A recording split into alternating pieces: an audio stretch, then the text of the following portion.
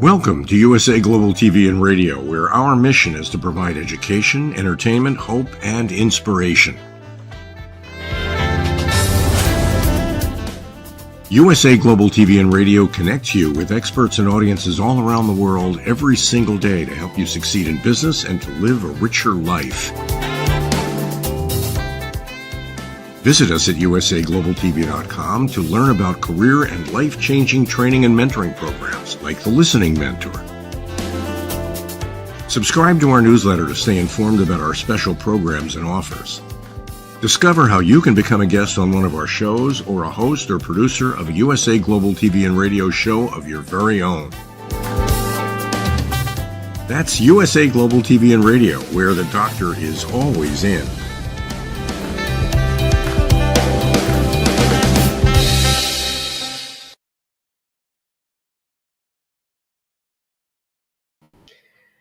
Good evening, good morning, or good afternoon, depending on where you're listening to. And welcome to another edition of the Resume Whisperer. I'm your host, JosefStetter. We have another amazing show today with the one and only Dr. Russell Thomas, who is the LMS Doctor. He's going to talk about how he transitioned from military service to the corporate world, and not only how he leveled up in his career, but then opened a company called the LMS Doctor that he will talk about, does very cool projects around the world and here in the United States that help basically build very high-level learning management system. He's going to also share ideas that we've had for the past few episodes and that I've talked about previously, in that, you know what, it's not just who's the most educated, and a company culture can make all the difference. So please welcome Dr. Russell Thomas to the show.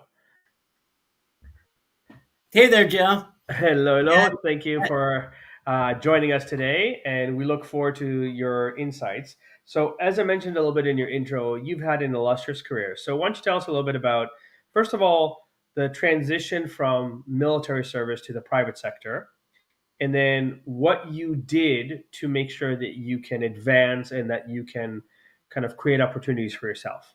Absolutely. And if you don't mind, I'm going to kind of expand a little bit on this whole concept of transition, right? While I served in the Marine Corps, and through the Marine Corps, I learned leadership capabilities and had my first touch of the new technologies that were coming out. Really, all of our backgrounds that we come from, we're transitioning into new industries today. I am both a technologist and an educator. I was part of the team that built the Microsoft Certified Systems Engineer and Training certifications and brought them to life at ITT and New Horizons and Ziff Davis University. I'm also an educator. I've got a PhD in educational leadership, and for the last 35 years, I've been working with organizations to embrace the most effective technologies, not just in education, but throughout their organizations to enhance their culture. It is a tremendously interesting time that I'm sure we're going to expand on here throughout our discussion today, in today's world. One of the things that I want to stress with everybody as we talk about job descriptions and transition from one industry to another, is that there are no experts today, right? By the time we get off of this call, every single system that we're working with, these cloud systems that we have, will have evolved and changed. Compliance standards in 508, DEI, licensing, security, HIPAA, FERPA, GDPR, PIPL, I could go on, right, are changing underneath our feet. So it is important for us to understand that this is a new world that we're going into. All right, so I want to kind of go in because obviously you said a lot of acronyms that might go over everybody's head. So I want to kind of paint the picture that Sure. you were responsible for creating Intel's new learning management program, right? And from what you've said to me, this is pretty much kind of what Microsoft did 30 years ago. You also did major projects for the U.S. Air Force and the U.S. Department of Defense. So tell me a little bit about, first of all, what is learning management? And what is it that you do that companies like Intel seek you out and say, can you help us? It is a great question. And the edtech industry, or educational technology learning industry, is the fastest growing industry in the world. The pandemic hit and the world had to go to digitized learning out of necessity. And so they reach out to people like me that are learning advisors, those of us that have spent decades in the industry studying it. And quite frankly, we spend half of our time sticking our head above the clouds to see what's going on in our industry. And then the rest of the time, we bring that down as practical wisdom to learning leaders and learning operators that do that work. And as Joe said, I've been doing this in academia, in the corporate sector. I've been doing it in the Department of Defense. The systems that I've built are, for example, at Intel, I'm working with them on their cloud training program, where we're integrating 26 different systems into learning platform, a broader learning ecosystem. I've worked with the Department of Defense, where the programs that I've established and the systems that I've architected are bringing training from the Air Force Academy to bases in Afghanistan and Iraq for surgeons, for snakebite treatments when I was working with the School of Aerospace Medicine. I helped integrate all of the military bases and the Pentagon at the Defense Acquisition University with Teams for Education. And part of this is that while over the years and decades, things have evolved, the base principles on how to effectively run operations in educational technology or in any field, right, they stand. And so as these changes go on that I started mentioning earlier, these transformations that are going on in our industry, we have to go back to core principles, right? And as Joe started mentioning, that's what I do. I work with organizations to make sure that they're not just doing things, they're doing the things they should be doing, right? And you bring up a brilliant point, and I want to transition because you said going back to core principle, and you emphasize the back. So, what does back mean, not only to you, but how do you incorporate that as like the founder of the LMS Doctor as a business when you're consulting and having your team support companies like Intel, which is one of the largest companies in the world, and are so big and so well known that they're going, okay, Russell, we don't know what to do. So can you take us back, or, Yes. explain a little bit about the heads in the cloud and then bring it down, and how that translate not only to the team that you have around you in terms of your own employees, but how you also implement that to the companies or the governments or anything that you're consulting with. Okay, now you're going to get me going here, Joe, because you said go back. And what we did with Intel is I actually brought them back to ancient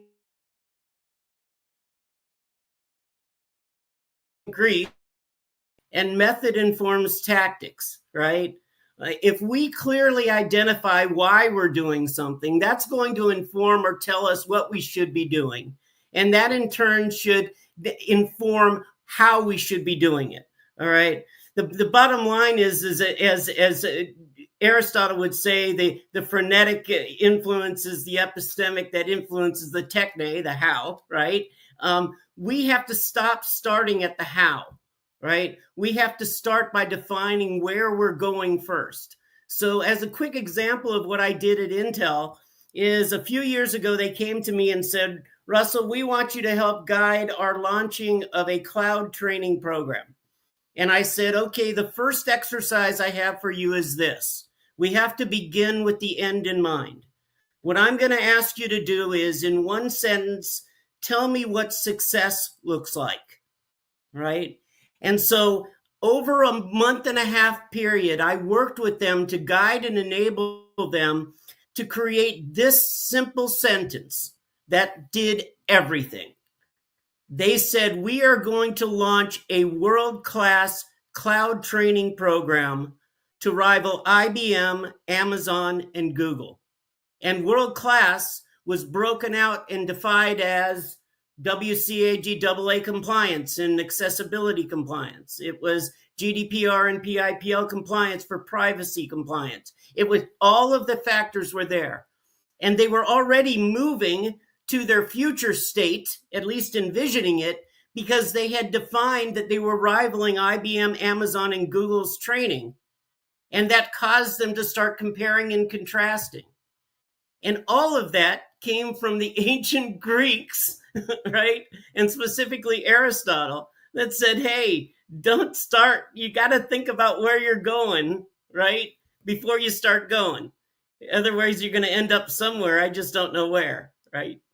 So that's the Intel story. I can share the next steps that we did, but it's been a fascinating journey.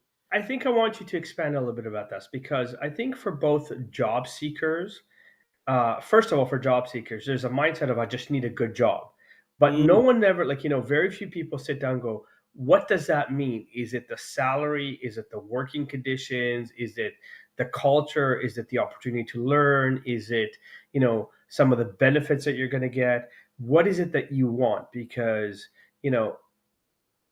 for example, my son's daycare teacher, I swear by her. She is absolutely amazing. And the amount of love and attention that she gives my son, it's not the highest paying job there is, but the reward of seeing kids smile, the reward of seeing kids develop, she's crystal clear in that. Now, in a lot of times, big organizations, and I'm going to quote Guy Kawasaki, was the evangelist for Apple. And he said a lot of companies, their executives go to like a resort, and they create this beautiful mission statement and vision statement, but they don't translate that to the employees. And so he said, if you go to Burger King and ask the manager at Burger King, what is the mission and vision of Burger King? Unless there's a plaque in front of them, they won't know at all. And so I think there's a massive disconnect, because companies, right now are throwing words like corporate culture and social responsibility, that you have to do it, but they don't really know why. They're like, yes, they're getting the tax receipt and they get PR. So expand on that. Yes. Can I keep you on here? Because I'm gonna ask you the question that I ask people that I'm considering hiring.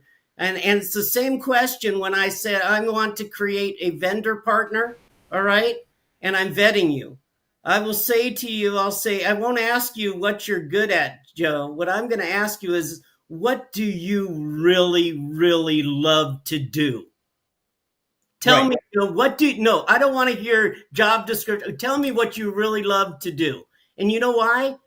because I don't know if the chicken or egg thing, but people love to do the things they're good at, and they're good at the things that they love to do. Okay. And so when I ask people that and they start talking about it, or I ask them, what does your company do and what do you really love to do? When they talk about those things they love to do, their eyes open up, they get all excited. And what happens then is they end up like me, right? That I get up every day, not because I have to go to work. It's because I am so excited about doing what I'm doing because this is what I've been made to do, right? You see And what I'm that getting? is so important. And that's something that when I coach people on, the job, like, yes, I understand you have responsibilities, but if money could come in any position, what do you want to focus on?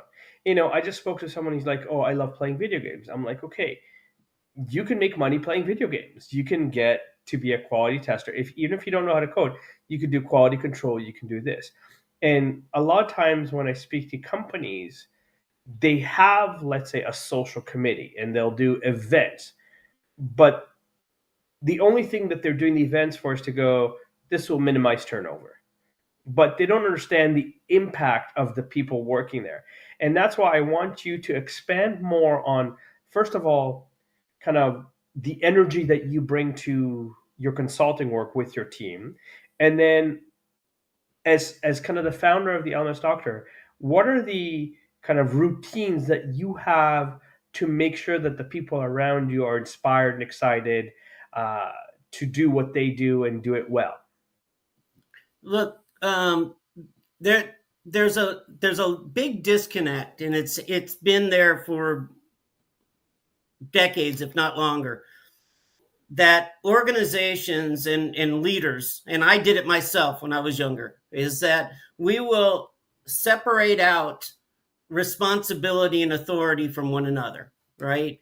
And so when I talk with organizations, I ask questions like, who owns this?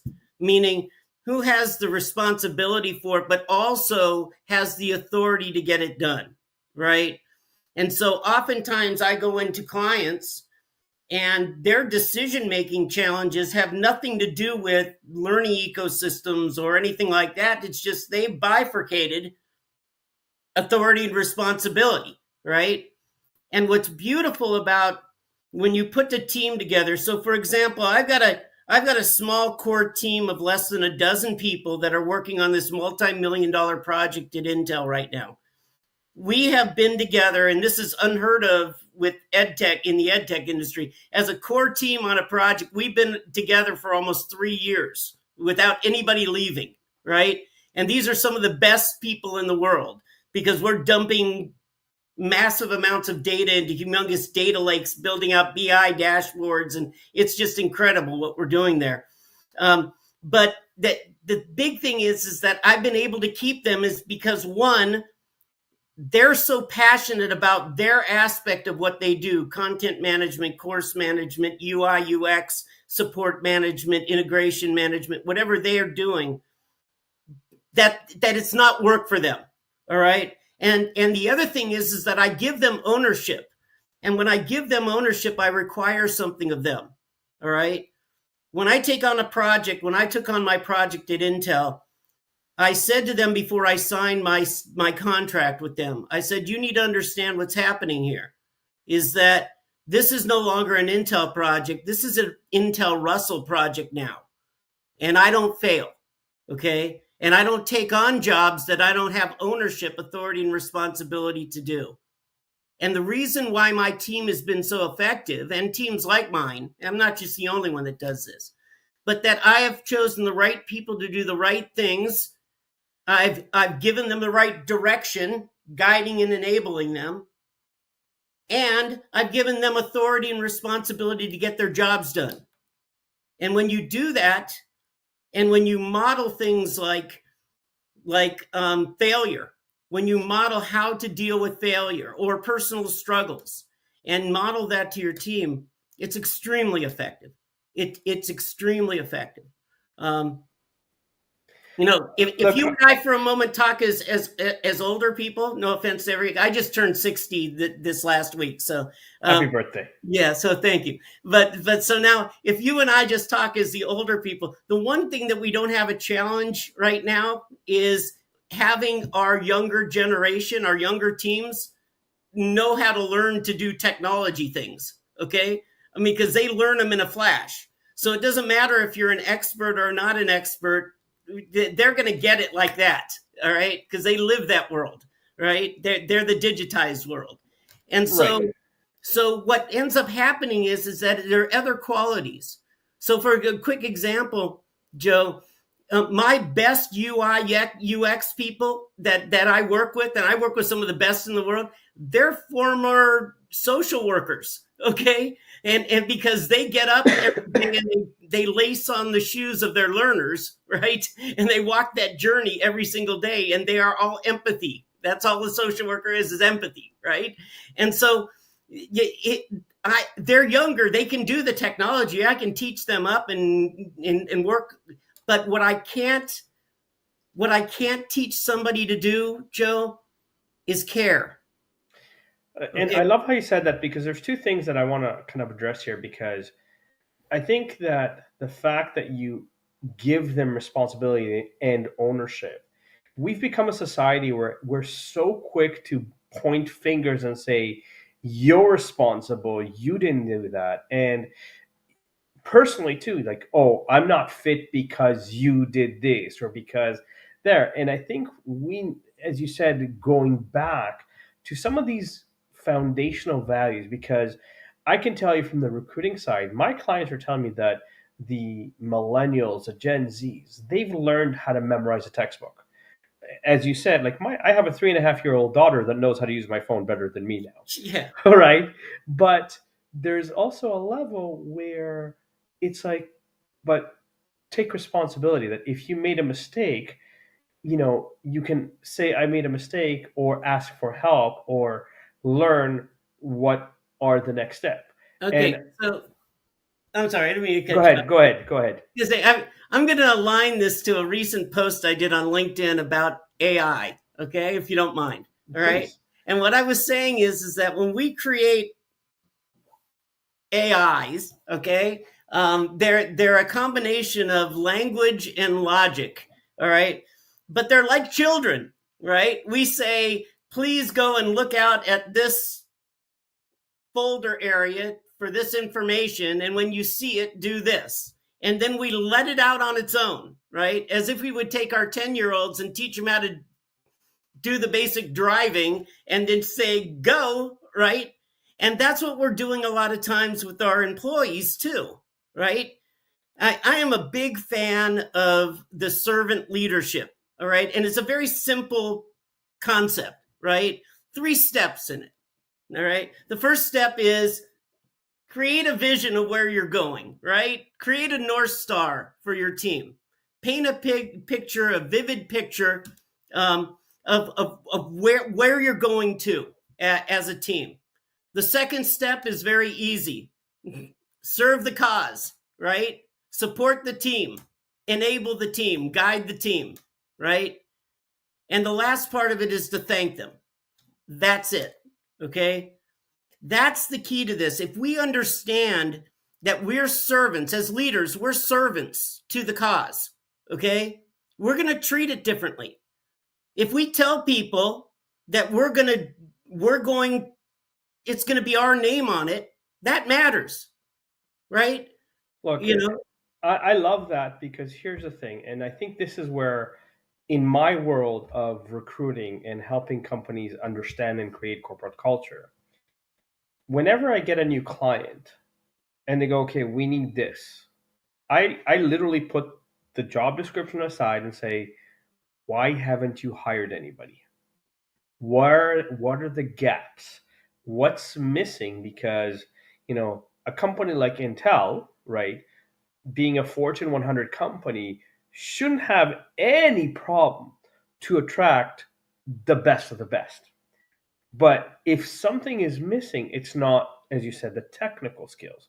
It yes. could be the character skills. It could No, be the passion. It could be Joe, they And just came to you and they said, "How do I do this?" And you said, "Why?" Right? And so that's a what is the purpose, right? Why is this not happening, right? right, What does success look like, and how are you missing that mark, right? You know, and that's where it all starts. Part of the challenge is I think what you're bringing up is that people are just doing things, right? And then they look up and they realize, oh my gosh, I just went down a rabbit hole learning AI and generative voice recognition avatars and spent 3 weeks, and I came up for air and the whole world has changed, right? And so part of this is that our first of all, our leaders, okay, our C-suite I think are doing a disservice to a lot of our department type leads, whether it's in learning that I work in, or it could be any part of your organization, because they're not putting out that vision of what the future should be looking at, so that everybody's singing off the same page and going in the same direction. And I can share a quick example of an exercise that I do with all my clients about visioning, right? And I did this at Intel. So I want you to imagine that I've got a whole bunch of people. I'm at Intel corporate. I'm meeting these people for the first time. Some are on site, some are off site. And it's a very diverse group of people, from C-suite to the technical people in China, to the coders in India, to the UX people in Costa Rica. And so we say in education that the broader the audience, the more generic the message. So when I talk with them about seeing a common vision, somebody always says to me in that discussion, "What do you mean by seeing?" And I said, okay, let's do an exercise. And so imagine I'm with all these people, these key people at Intel, and I said, we are going to build a community pool. And so I've got a hole in the ground, and everybody's looking at me like that dog with turn their head sideways, like, what are you talking about? But all of a sudden they're like, we need lines at the bottom, and we need a lifeguard, and I start tying it to a project that we're working on. But at the end of it, I go through this exercise with them, and they start getting jazzed about it. And we're actually doing this thing together. One of the first things they've done together as a team.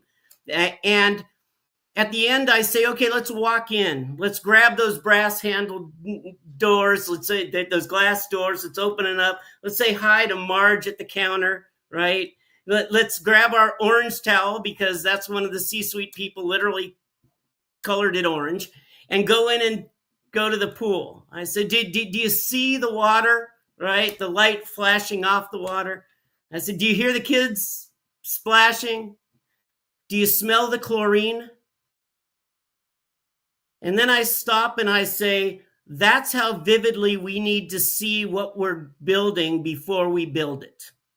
All right. And by the way, I use those, there's a method behind that madness, because sight and sound and taste and smell are so powerful, right? All right. look, That exercise is one where all of a sudden we as a unit have done something together, and they know what I mean when I say, tell me what success looks like. and here's the interesting part. I met Russell at the Collision Conference, technology conference. Now, I met him officially at 11:30 at night at a pre-conference party. I was about to leave, and he just had this cute little smile and nodded at me, and I was like, "Okay, I'll go say hello." And as you said earlier, my head was in the cloud, and I looked out. And as soon as you said head in the cloud, my brain went, "Ooh!" And we started having a conversation. Now, here's the interesting part. I've had a vision to create a cultural transformation system that will revolutionize the experience of getting hired, getting promoted, getting recognized, and everything else that goes in between. And when I started sharing this with Russell, he literally started drawing and mapping out potential architecture for my platform, right?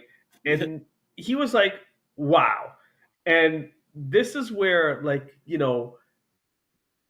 And I think you said it a few What times. what did I tell you at that time? I said I was so jazzed. It was the middle of the night, and I was so jazzed. And I said I am a technology reality maker. Okay, my challenge is I'm not a visionary, and I'm looking for great visions, right?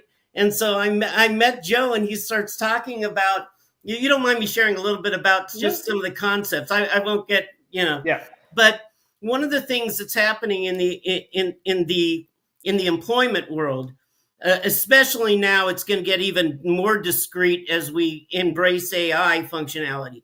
But everything's getting very, very small and granular, right? And so even in the recruiting world, we're looking at skills. But as Joe started talking with me about painting a more vivid picture of employees and organizations by saying, we're capturing technical skills data, we're capturing soft skills data, we're capturing even 360 data now, where we're getting peers and even family members commenting on people. I said, but are we bringing in? He goes, are we bringing in the biometrics data from like Myers-Briggs and others? And he started painting this really beautifully broad picture that I'm seeing happening throughout the industry. And it's a fascinating look at what's happening in us, and it's really reflective of how it affects everybody that's listening in, either an employer or an employee, right? Because as these skills and metrics that we're measuring the right person come together, all the regular methods of communicating who we are as a possible employee are changing. And this is where, again, Joe, you can talk about this for eons, but the whole, the formal resume as it currently is essentially obsolete. And I'm learning all this from Joe as we're talking about it. But there's some fascinating things going on, and all of those details are impacting everything we do, right? Why would somebody who is a learning management system, expert, be so knowledgeable about skills or Salesforce or HRIS platforms or other systems we may integrate into, like Pearson and Credly and others? Because that's what's happening in our world today, is that all of these systems are opening their back ends to APIs and integrations. And next thing you know, we're creating these ecosystems that are unique to organizations. All right. When they're done, when they're put together well and architected well and maintained well, then they become an asset for a company. When they're not, they become what I call Frankenstein's monsters, and they become a major cost center for ongoing cost center. Exactly. And this is where, like, I'm trying to change the conversation on a scale that says, look, we need to change drastically the way that we evaluate things, because a lot of people around the world have no idea Right. what is the algorithm for a good resume. They have no idea that saying that you know how to do something is irrelevant, because it's not proof. Like, I can tell you I know how to do sales, and I can tell you all the words that are related to sales. But if I don't give you proof that I've actually sold, it doesn't matter how many words I say, for example. Joe, I could take in my resume, okay, or just I could take the website of a potential employer, right, their job description, and ask ChatGPT to create the perfect resume for me. Yep. I mean, that people are doing that right now. Oh, they are. But what they're actually doing is they're doing it based on the traditional model of what a resume looks like, right? And as you shared with me over the time that we've known each other, is that's obsolete now, right? It's really not. It's there's you got to have different information in a different format because of the way that. You have to prove that you've done something. Like, Yes. if you were the LMS doctor and you're like, well, I built one LMS platform 30 years ago and I've done a couple consulting gigs here and there, nobody would care because the results are not relevant, kind of thing. Yes. We have about 5 minutes left, so I want you to talk a little bit about what the LMS Doctor as a company does. Who are some of your target clients?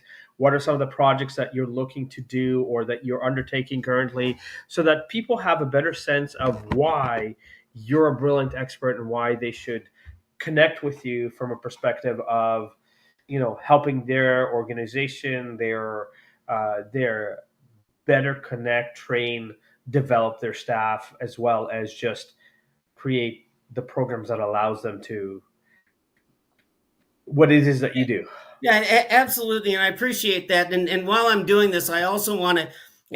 I'm a big proponent of the educational technology space, and I'm going to share with you why and why I'm asking people to come into our industry, because we need more people, we need more expertise, and as I said, from all over different industries, we need those new voices and new thinkings in our industry. We need more revenue, even though we've got a lot of that. And that's because we were a $200 billion industry, the edtech industry that I work with, the learning industry, training industry. And overnight, we doubled in size because of COVID. And it was like an earthquake for our industry. Over the last 2 to 3 years, companies out of necessity have been building whatever they could to digitize their training. And what they're realizing after 3 years is that while we were victorious in keeping training and learning alive, it's a mess out there, right? And so there are a lot of us that are a little gray in the beard that have been doing this, some even coming out of retirement right now to help the industry, because that industry that went from 200 to 400 billion dollars overnight, 68% of those built those Frankenstein's monsters and are looking at changing them. I just posted on LinkedIn about how hundreds of billions of dollars are being pumped into the educational technology space for nonprofits. And we are working right now on proposals, hundreds of millions of dollar proposals in countries like Bangladesh and Ethiopia, in developing countries, because there's almost $1 trillion of money earmarked for education in developing countries from UNICEF, Bill and Melinda Gates Foundation, and the World Bank. I work with companies big and small. Only those companies that really want to make the improvement. Cost is not a thing with us. If we can help, we're going to find a way to work with you. We do not do the work for you. We work with you to guide and enable your efforts so that you can build an infrastructure. And it's what's needed today in our industry. So if you're interested, you can always go to the LMSDoctor.com. You can find out more about what I do. And if you want to, you can schedule a meeting with me there. There's no cost to it. I'm happy to share any ideas that I have. Well, again, Russell, first of all, thank you for the amount of wisdom that you shared, and the perspective that, again, even in learning management, it's not just who's the most educated. It's about building the correct systems versus we'll try, recall it, redo it, and then end up spending quadruple the amount because you did it wrong the first time. And I think a lot of companies are starting to understand that if they do not implement standards of taking care of their people, creating a culture that celebrates the genius of the individual and empowers them, they're going to be left behind. Yep. And, And they're going to be passed. if you don't mind, I'm going to wrap up by just saying Final thoughts, yeah. Okay, is that you need to find something that you're passionate about doing, that you don't mind being up at 9 o'clock at night, and you feel and you look like the way Joe and I do right now, because we love what we do, right? And so, and we have a meeting right after this, don't we? So, Yes. So on that note, again, I hope this was valuable to you, and I want you to see the pattern that when you stand out, when you are great at what you do, when you have passion, and you can provide proof of concept, people, companies will come to you. They will chase you. They will give you and offer you whatever you want. Again, thank you for tuning in, and have yourself a beautiful and productive day or evening, depending on where you're at. And thank you again for listening. I am the Resume Whisperer, JosefStetter.